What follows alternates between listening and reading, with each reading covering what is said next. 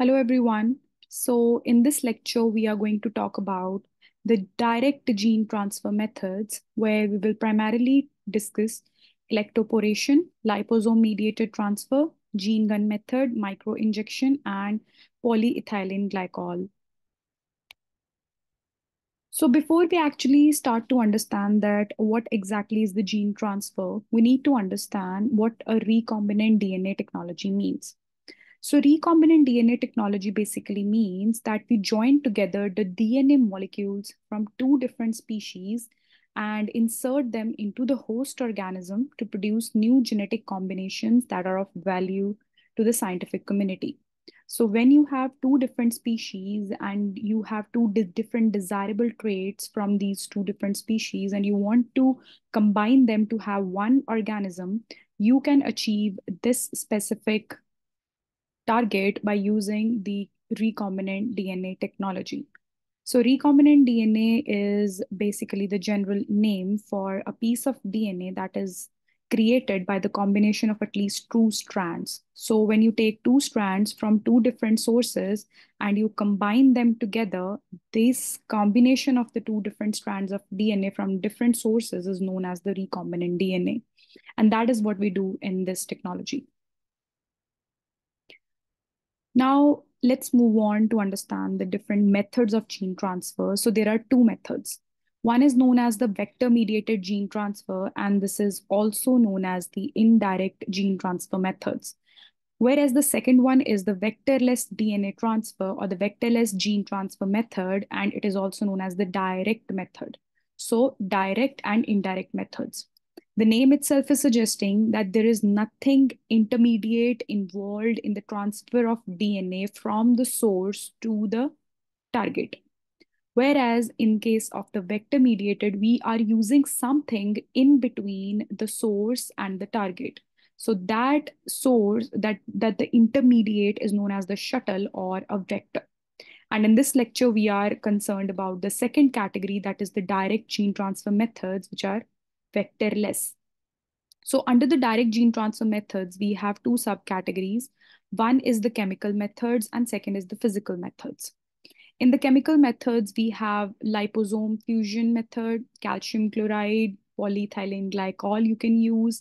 And in the physical methods, we are using a physical entity to do the integration of the DNA into the target cell. And this involves electroporation, microinjection, or ballistics, which is also known as the gene gun method. So let us discuss these in detail. But before that, let's just see that what are the different features of the direct gene transfer methods. First and foremost, these methods, they are simple and effective. And the foreign DNA is directly introduced into the plant genome. There is no need of any intermediate shuttle. And this relies on the delivery of the naked DNA onto the plant cell, which means that the strand of the DNA or any gene that you want to integrate into your source, it can be directly transferred. The DNA is itself transferred. There's nothing attached to the DNA.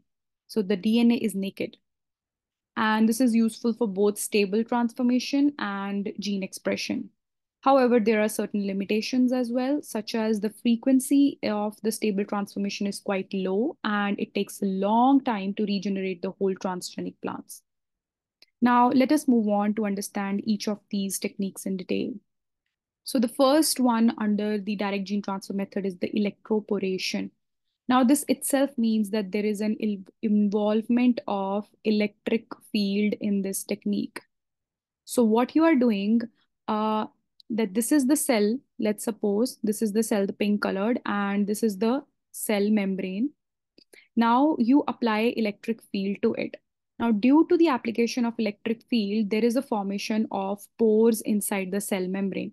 Now, these pores act as the point of entry for the DNA particles into the cell. So once the electric field is stopped, these pores, they join back and the cell membrane is again intact. And now finally, the DNA particles are inside the cell. So the DNA is migrated through high voltage induced pores in the plasma membrane, and eventually this DNA integrates into the genome. You can see here in this figure as well. So this pore formation acts as the port of entry for the DNA particles. And this method can be used for both plant and animal transformation. Moving on to the next technique, that is the gene gun method, and this technique is also known as particle bombardment method. The name itself is suggesting that there is a specific gun that is being used, which is responsible for ejecting the genes from it, and these genes or the DNA, it directly enters into the target cell. So what happens here is that you have a gene gun barrel, and now what you use as the bullet of the gun is the tungsten or gold particles which are coated with the DNA. So basically, you are making a micro projectile, and this micro projectile involves a plastic disc. And onto this plastic disc, you have added the gold or the tungsten particles, onto which you have added the DNA particles, right? So as you can see here in this figure as well, that this is the plastic disc with the DNA coated gold particles. Now, what happens when the gene gun barrel is pressed, the bullets or the micro projectiles in this case, micro projectiles in this case, they are ejected or they are fired at a very high velocity. And this when this microprojectile is fired, the disc that is made up of plastic, it is stopped by a screen which is added in between the barrel and the target plant cells.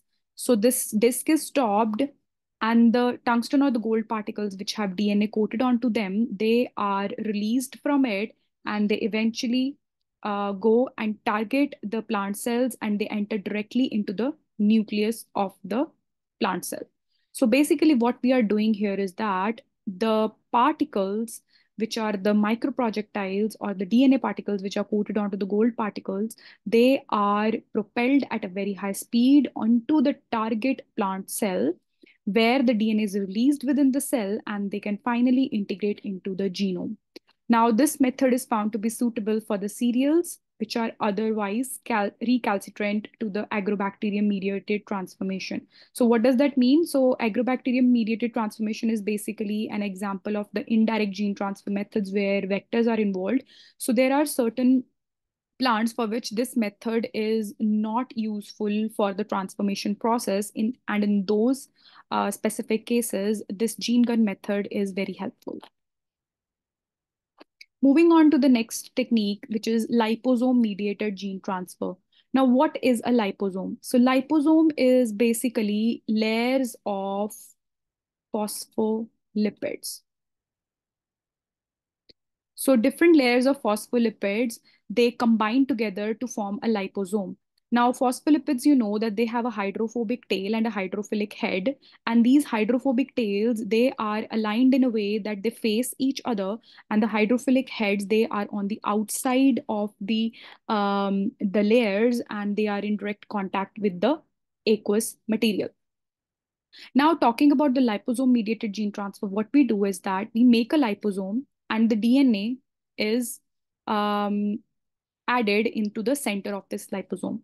So now when the liposome is interacted with the target plant cell, so due to the hydrophilic nature of the liposome's exterior, it gets fused with the outside membrane of the target plant cell, and through the process of endocytosis, this gains entry into the plant cell.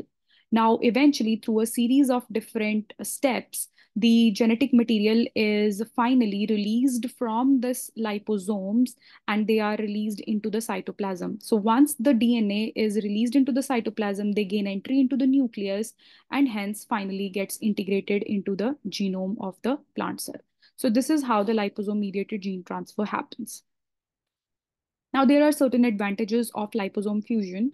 Now, because the DNA is in the encapsulated form of the liposome, the DNA is protected from the environmental insults and damage. So this is a very important technique where we can safely deliver the DNA into the nucleus of the target plant cell.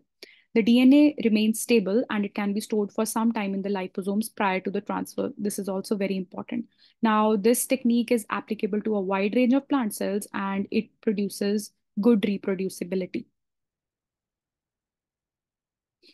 The next technique is microinjection. The name itself is suggesting that there is a very minute injection which is being used for the delivery of the DNA into the target plant cell.